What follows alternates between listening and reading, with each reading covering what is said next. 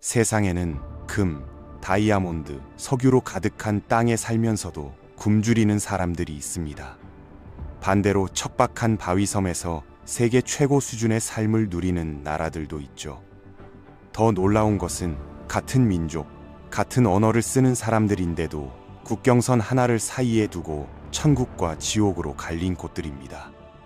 과연 무엇이 이런 극명한 차이를 만들어낼까요? 그 수수께끼 같은 답을 찾아낸 3명의 경제학자가 노벨상을 받게 됐고, 그들의 발견은 우리가 생각했던 모든 상식을 뒤집어 놓았습니다. 지금부터 그 놀라운 이야기를 들려드리겠습니다. 이들의 연구는 단순히 학문적 호기심을 충족시키는 데 그치지 않고 전 세계 수십억 명의 삶을 바꿀 수 있는 실질적인 해답을 제시했거든요. 스웨덴 중앙은행이 주관하는 경제학 부문 노벨상은 사실 원래 알프레드 노벨이 만든 상이 아닙니다. 노벨이 다이너마이트 발명가로서의 어두운 이미지를 지우기 위해 만든 원래 상들과는 별개로 나중에 추가된 것이죠. 상금도 노벨 재단이 아닌 스웨덴 중앙은행에서 따로 지원합니다. 어떤 사람들은 경제학이 진짜 과학자들과 어깨를 나란히 하고 싶어서 중앙은행이 돈을 댔다고 농담하기도 하는데요. 물론 이건 좀 불공정한 평가입니다. 제대로 연구된 경제학은 수십억 명의 삶을 극적으로 개선시킬 수 있는 진정한 힘을 갖고 있거든요. 의학이 개별 환자의 생명을 구한다면 경제학은 전체 사회의 번영을 좌우할 수 있는 학문입니다. 이 권위 있는 상을 받게 된 3분은 다론 아셈모글루, 사이먼 존슨, 제임스 로빈슨입니다. 이들은 단순히 학계에만 머물지 않고 실제로 세상을 바꾸는 일을 해왔죠. 아셈모글루와 로빈슨은 국가는 왜 실패하는가라는 책으로 많은 분들께 알려져 있을 겁니다. 이 책은 그들이 상을 받은 연구 내용을 대중들이 이해하기 쉽게 풀어낸 것이지만 실제 연구는 훨씬 더 깊고 광범위하죠. 이 3사람의 이론과 제안들은 세계에서 가장 어려움을 겪고 있는 경제들의 정책에 영향을 미쳤고, 동시에 가장 번영하는 국가들이 그 지위를 유지하는 데도 활용되고 있습니다. 특히 아셈모글루는 터키 출신으로 개발도상국의 현실을 직접 체험한 경험이 그의 연구에 깊이를 더했습니다. 사이먼 존슨은 국제통화기금의 수석 이코노미스트를 역임하며 실무 경험을 쌓았죠. 이들의 영향력이 얼마나 큰지 보여주는 재미있는 일화가 있습니다. 상 발표를 축하할 때 많은 사람들이 이들이 이미 노벨상을 받은 줄 알았다고 하더군요. 학계에서는 이미 노벨상 수상자급 대우를 받고 있었던 거죠. 실제로 아셈모글루의 연구는 크루그먼이나 프리드먼보다도 더 많이 인용되어 세계에서 3번째로 많이 언급되는 경제학자가 되었습니다. 이는 그의 연구가 얼마나 혁신적이고 영향력 있는지를 보여주는 증거입니다. 그들이 상을 받은 이유는 바로 어떤 나라는 부유하고 어떤 나라는 가난한가? 라는 질문에 대한 명쾌한 답을 제시했기 때문입니다. 현재 거시경제학에서 가장 중요한 문제 중 하나가 바로 이것이거든요. 거시기 경제학이 아니고 거시경제학입니다. 세계 상위 20% 국가들이 최하위 20% 국가들보다 약 32배 더 부유하다는 사실, 그리고 전 세계가 전반적으로 더 풍요로워지고 있음에도 불구하고 이 격차는 줄어들지 않고 있다는 점입니다. 즉, 가장 가난한 나라들이 따라잡지 못하고 있다는 뜻이죠. 이는 단순히 경제 성장의 속도 차이가 아니라 근본적으로 다른 성장 메커니즘이 작동하고 있음을 시사합니다. 더욱 놀라운 것은 이런 격차가 역사적으로 계속 확대되어 왔다는 점입니다. 산업혁명 이전에는 전 세계 대부분의 지역이 비슷한 생활 수준을 유지했지만 지난 200년간 이 차이는 급격히 벌어졌습니다. 이런 현상들을 보면 정말 이상합니다. 천연자원이나 좋은 농지, 무역에 유리한 지리적 위치가 전혀 없는 나라들이 금광 위에 앉아 있는 나라들보다 수백 배 더 부유한 경우가 있거든요. 베네수엘라 같은 나라는 엄청난 석유 매장량을 가지고 있는데도 국민들이 세대를 거쳐 가난에 시달리고 있습니다. 사우디아라비아의 2배에 달하는 석유 매장량을 보유하고 있음에도 불구하고 말이죠. 반면 천연자원이 거의 없는 아일랜드는 1인당 국내 총생산이 베네수엘라보다 거의 27배나 높습니다. 아일랜드는 불과 50년 전까지만 해도 유럽에서 가장 가난한 나라 중 하나였는데 말이죠. 비슷한 예가 또 있습니다. 바다가 없는 내륙 국가들은 해상 운송을 통한 글로벌 무역에 제약이 있어서 가난할 것 같지만 스위스나 룩셈부르크, 리텐슈타인 같은 세계에서 가장 부유한 나라들 중 상당수가 바로 내륙 국가들입니다. 이런 모순들을 보면 경제적 성공이나 실패를 결정하는 공통 요소를 찾기가 정말 어려워 보이죠. 지리적 결정론이나 자원 중심적 사고로는 도저히 설명할 수 없는 현상들입니다. 심지어 같은 기후와 지리적 조건을 가진 국경을 접한 나라들 사이에서도 극명한 차이가 나타납니다. 한국과 북한, 동독과 서독이었던 지역들이 대표적인 예시죠. 그런데 2024년 수상자들이 혁신적인 관점을 제시했습니다. 부유한 나라와 가난한 나라를 구분하는 것은 천연 자원도, 지리적 위치도, 인구 규모도 아니라는 거예요. 거의 모든 경우에 결정적인 차이는 바로 그 나라 기관들의 안정성과 신뢰성이라는 것입니다. 여기서 말하는 기관이란 단순히 건물이나 조직이 아니라 사회를 작동시키는 규칙과 제도들을 의미합니다. 이는 법원 시스템부터 재산권 보호, 계약 이행, 정치적 안정성, 교육제도, 금융 시스템까지 모든 것을 포괄하는 개념입니다. 이런 제도들이 얼마나 공정하고 효율적으로 작동하느냐가 국가의 운명을 좌우한다는 것이죠. 가장 기본적인 관점에서 보면 한 나라의 경제는 결국 참여자들 사이에서 자원을 효과적으로 배분하는 시스템일 뿐입니다. 그 시스템에서 사람들이 가치를 창출하도록 만드는 가장 좋은 방법은 노력에 대한 보상이 안정적으로 주어진다는 확신을 갖게 하는 것이죠. 이는 중앙은행 같은 거대한 조직부터 국가재무부, 지역기획 담당 부서, 중소기업체, 언론사, 심지어 개별 공무원까지 모든 기관에 적용되는 원리입니다. 각각의 작은 톱니바퀴들이 제대로 돌아가야 전체 시계가 정확히 작동하는 것과 같습니다. 한 경제가 잘 운영되고 정직하며 효과적인 기관들로 가득하다면 그 경제의 국민들과 잠재적 투자자들, 기업들, 그리고 정부 자체가 가치 창출을 위해 일할 수 있다는 확신을 갖게 됩니다. 어떤 형태든 투자한 것이 헛되지 않을 거라는 믿음을 가질 수 있는 거죠. 이런 신뢰가 있어야 장기적인 계획을 세우고 교육에 투자하고 새로운 사업을 시작할 용기가 생깁니다.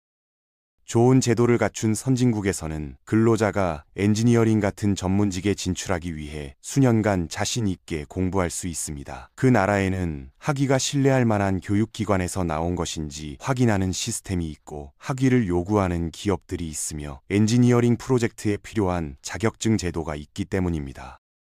또한 공정하고 투명한 법원이 있어서 엔지니어링 작업에 대한 대가가 제대로 지급되고 지적 재산권이 보호받으며 계약이 이행된다는 확신을 가질 수 있습니다. 이 모든 요소들이 유기적으로 연결되어 개인의 투자를 보호해주는 것이죠.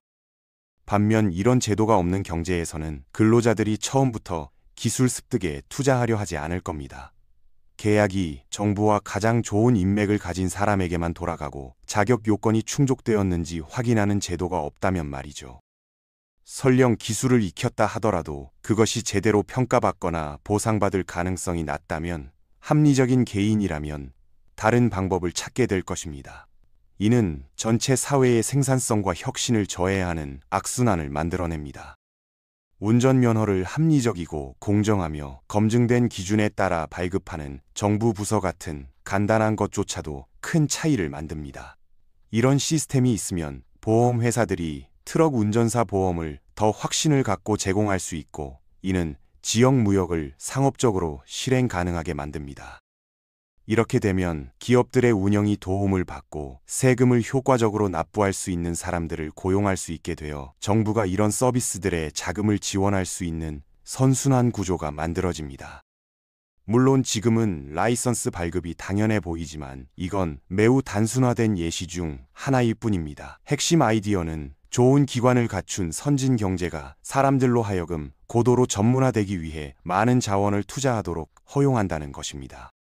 그들이 특정 업무를 효율적으로 수행하면 필요한 다른 모든 것과 교환할 수 있는 시스템이 있다는 확신 하에서 말이죠. 이는 분업과 전문화를 통한 생산성 향상의 기초가 됩니다. 경제의 모든 구성원이 자신이 정말 잘하는 분야에 더 전문화될 수 있다면 그 경제는 더욱 풍요로워질 것입니다. 이는 현재 세계의 거의 모든 경제에 적용되는 타당한 이론입니다. 이런 전문화는 단순히 개인의 기술 향상에만 그치지 않습니다. 전체 사회의 지식 축적과 혁신 능력을 높이는 효과도 있습니다. 각 분야의 전문가들이 깊이 있는 연구와 개발을 할 수 있게 되기 때문입니다. 공정하고 신뢰할 수 있는 좋은 기관을 가진 가난한 나라를 떠올리기는 거의 불가능합니다. 마찬가지로 이런 기관 없이 부유한 나라를 상상하는 것도 똑같이 어렵죠. 수상자들이 실제로 이런 관계를 처음 발견한 건 아니었습니다. 하지만 상관관계가 곧 인과관계를 의미하는 건 아니거든요. 여기서 중요한 질문이 생깁니다. 좋은 제도가 부를 만드는 것일까요? 아니면 부가 좋은 제도를 만드는 것일까요? 부유한 나라들이 좋은 기관을 갖는 이유는 좋은 기관이 비싸기 때문일 수도 있습니다. 뇌물의 유혹을 피할 수 있을 만큼 모든 직원에게 충분한 급여를 지급하는 정부, 잘 지원되는 대규모 교육기관들, 자격을 갖추고 유능한 관리자들을 고용하는 금융 시스템은 모두 많은 비용이 듭니다. 게다가 점점 더 세계화되는 세상에서 이런 기관들을 운영하는 개인들과 기업들이 자신들의 서비스에 대해 더 많은 보상을 받을 수 있는 부유한 국가로 이주하려는 유혹이 있다는 점도 문제입니다. 이는 일반적으로 두뇌 유출이라고 불리는 전 세계적 현상이죠. 가난한 나라에서 교육받은 인재들이 더 나은 기회를 찾아 선진국으로 떠나면서 본국의 제도 개선 가능성은 더욱 희박해지는 악순환이 발생합니다. 따라서 수상자들이 입증해야 했던 것은 좋은 기관이 국가를 부유하게 만든다는 것이었습니다. 부유한 국가가 좋은 기관을 감당할 수 있게 되었다는 게 아니라 말이죠. 그들은 역사를 돌아보고 경제사 연구에서 식민주의의 흔적을 추적함으로써 이전 식민지 지역에서 흥미로운 패턴을 발견했습니다. 이는 경제학 연구에서 자연 실험에 가까운 귀중한 사례를 제공했죠. 식민주의 이전에 가장 부유했던 지역들이 식민주의 이후에 가장 가난해졌다는 사실입니다. 다른 모든 조건이 동일하다면 이런 일은 일어나지 않았어야 합니다. 현대 경제 시스템 이전의 부는 주로 토지가 경작 가능한지 여부와 천연자원의 존재 여부에 따라 결정되었는데 이는 오늘날의 가정과 크게 다르지 않거든요. 그런데 왜 이런 역전 현상이 일어났을까요? 차이점은 식민 제국들이 이미 부유하고 번영하는 지역에서 사업을 시작할 때 기존 지역 주민들을 억압하고 자원을 추출하는 데 도움이 되는 종속적인 노동력으로 전환시키는 기관들을 설립해야 했다는 것입니다. 이런 지역들은 이미 조직화된 사회 구조와 정치 체계를 가지고 있었기 때문에 식민지 지배자들은 이를 통제하고 자신들의 목적에 맞게 변형시켜야 했습니다. 결과적으로 착취에 최적화된 제도들이 만들어진 것이죠. 반면 덜 번영한 지역에서는 인구 밀도가 낮아서 그렇게 위협적이지 않았지만 불행히도 식민지 개척자들에게는 많은 일을 직접 해야 했습니다. 기존의 노동력을 활용할 수 없었기 때문이죠. 식민지화 이전에 부유했던 지역에 설립된 기관들은 모두 기존 인구를 통제하고 활용하는 것이었습니다. 이는 식민 제국이 떠나거나 추방되었을 때 새로운 세력들이 들어와서 사람들을 통제하는 데 동일한 기관들을 이용하기 쉽다는 것을 의미했습니다. 이런 기관들은 관리가 부실하고 부패하기 쉬웠을 뿐만 아니라 생산적인 개발보다는 경제적 착취를 장려했습니다. 400년 전에는 부를 차지하기에 아주 좋은 방법이었을지 모르지만 오늘날 가장 부유한 경제들은 가치 추출보다는 가치 창출을 장려할 수 있는 경제들입니다. 또한 이런 군사화된 식민지들을 운영하던 제국들도 대부분 추방된 후 떠났다는 사실도 도움이 되지 않았습니다. 권력 공백을 만들고 이런 기관들을 운영하는 방법에 대한 지식을 가져가 버렸거든요. 지금은 매우 착취적이었다고 해도 최소한 어떤 형태의 질서는 유지하고 있었는데 그마저도 갑자기 사라지게 된 것입니다. 새로운 지배층들은 기존 제도를 물려받았지만 그것을 효과적으로 운영할 노하우는 없었던 상황이 된 것이죠. 반면 인구 밀도가 낮고 인구가 적었던 지역들은 동시에 식민 제국에 대한 위협이 적었습니다. 상비군이 있었지만 기존 노동력이 제공되지 않아서 덜 유용했죠. 즉, 다른 곳에서 수입한 노예나 죄수 노동력으로 보강하더라도 식민지 정착민들을 통해 자체 노동력을 제공해야 했습니다.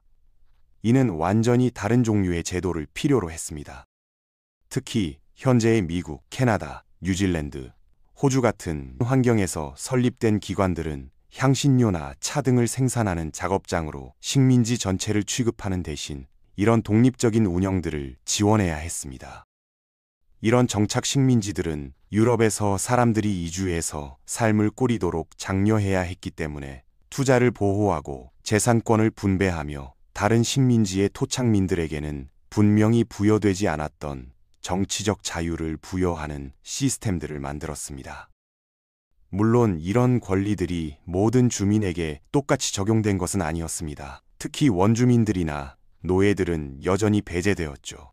하지만 적어도 정착민들 사이에서는 비교적 공정한 제도가 작동했고 이것이 훗날 더 포용적인 제도로 발전할 기초가 되었습니다.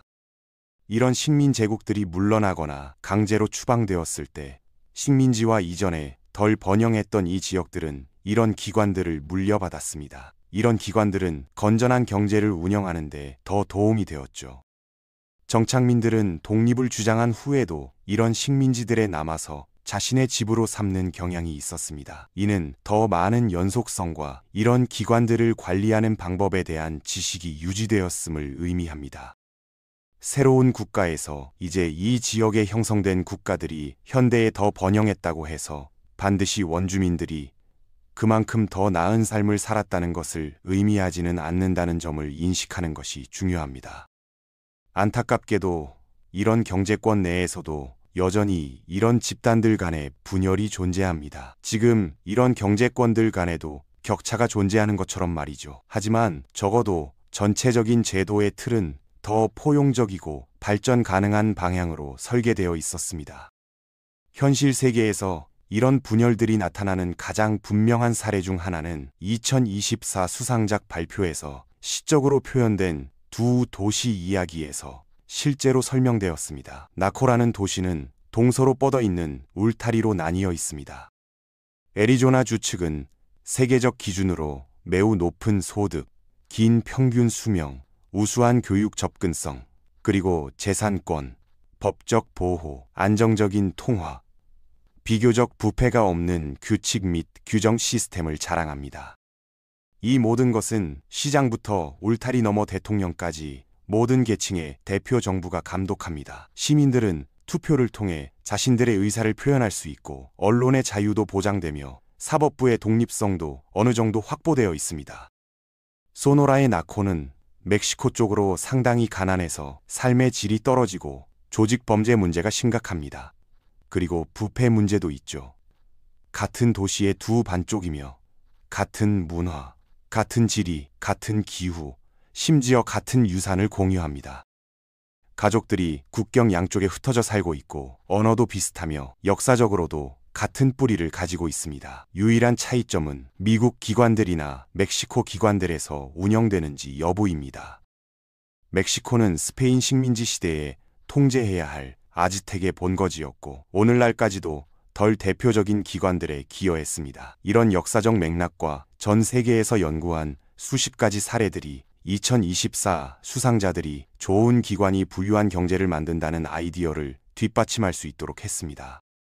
부유한 경제가 좋은 기관을 가질 여유가 있다는 것이 아니라 말이죠. 인과관계를 증명하기 위한 많은 배경 연구처럼 들릴 수 있지만 이렇게 높은 위험 요소에서는 필수적이었습니다. 그렇지 않다면 이런 강력한 기관들을 만드는 데 중점을 둔 국가들에 대한 조언은 노숙자에게 집을 사라고 말하는 것과 같을 테니까요. 실질적인 해결책이 되지 못하고 오히려 냉소주의만 키울 뿐입니다. 대신 많은 경제학자들이 감히 하지 못할 일을 할 수 있었고 실제로 나쁜 상황을 개선하기 위한 건설적인 권장사항들을 만들 수 있었습니다. 아셈모글루, 좀슨, 로빈슨은 좋은 기관을 운영하는 것과 경제적 번영 사이의 인과관계를 보여주었습니다. 즉, 이런 기관들을 지원하기 위해 좋은 정책들을 권장할 수 있다는 의미입니다. 이는 단순한 학문적 호기심이 아니라 실제로 정책 입안자들이 활용할 수 있는 실용적인 지침을 제공한 것입니다. 문제는 말하기는 쉽지만 실천하기 어렵다는 것입니다. 공정하고 잘 관리되는 기관들을 설립하면 아무런 타협 없이 경제를 더 부유하게 만들 수 있다면 모든 경제가 그렇게 할 테니까요. 문제는 물론 불공정하게 운영되는 기관들이 종종 정책을 만드는 사람들에게 이익이 된다는 것입니다. 기득권층이 현재의 시스템에서 이익을 보고 있다면 굳이 그것을 바꾸려 하지 않을 것입니다. 국민의 최선의 이익을 염두에 두고 있더라도 이런 기관들을 운영하는 데는 많은 기술과 경험이 필요합니다. 첫 번째 부분이 많은 경제에서 가장 큰 장애물입니다. 규칙을 만드는 엘리트들은 국민을 희생시키면서 자신들에게 유리하게 규칙을 만들어 경제적 이익을 얻고 있으며 경제 상황이 개선될 것이라는 확신이 없다면 이를 포기하고 싶어 하지 않습니다. 실제로 많은 경우 약간의 통제권을 돌려주면 개선될 수 있습니다. 기관들은 국민에게 맡겨질 때 거의 항상 더 잘 운영됩니다. 이론적으로는 실패한 국가의 독재자보다 번영하는 경제의 국가 지도자가 되는 것이 낫습니다. 하지만 더 공정한 시스템을 도입한다고 해서 그 사람들이 권력과 부의 지위를 유지할 것이라는 보장은 없습니다. 민주적인 제도에서는 언제든지 선거를 통해 권력을 잃을 수 있기 때문이죠. 이로 인해 많은 경제들이 악순환에 빠지게 됩니다. 지배계급과 국민 모두 더 평등한 사회에서 더 나은 삶을 살 수 있겠지만 어느 쪽도 상대방이 먼저 움직일 것이라고 믿을 수 없는 거죠. 지배계급은 권력을 나누어 주면 국민들이 보복할 것을 두려워하고 국민들은 지배계급이 약속을 지킬 것을 믿지 않습니다. 이런 불신의 악순환이 개혁을 가로막는 주요한 장벽이 됩니다.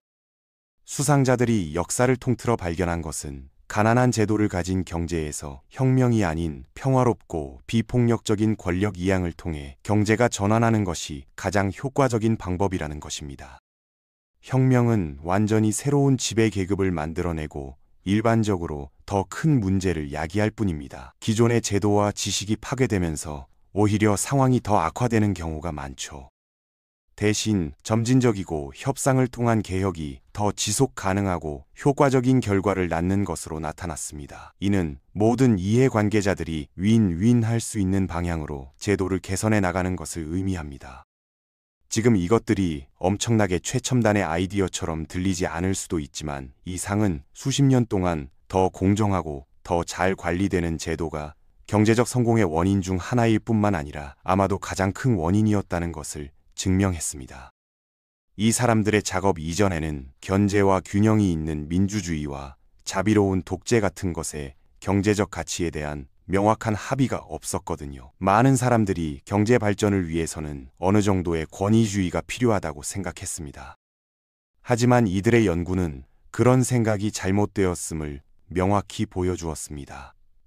장기적으로 볼 때 포용적이고 참여적인 제도가 훨씬 더 효과적이고 지속 가능한 경제 성장을 이끌어낸다는 것을 입증한 것이죠. 이들의 연구가 우리에게 주는 가장 중요한 메시지는 바로 희망입니다. 가난한 나라들이 가난한 이유가 운명이나 지리적 조건 때문이 아니라는 점, 그리고 올바른 제도를 만들면 얼마든지 바뀔 수 있다는 점을 보여주었거든요. 물론 그 과정이 쉽지는 않겠지만 적어도 길은 있다는 것을 알게 해주었습니다. 이는 전 세계 수십억 명의 사람들에게 더 나은 미래에 대한 가능성을 제시한 것입니다. 지금은 문자 그대로 노벨상을 수상한 연구의 작업을 간결한 영상으로 정리하는 것이 엄청나게 어렵지만 더 자세한 내용을 원하신다면 저는 그들의 책인 국가는 왜 실패하는가를 진심으로 추천드립니다. 그것은 우리가 하는 방식과 크게 다르지 않은 스타일로 매혹적인 역사적 사례 연구들을 다룹니다. 이 책은 인터넷에 어떤 사람이 쓴 것이 아니라 노벨 경제학상 수상자인 2명의 경제학자가 쓴 것이죠.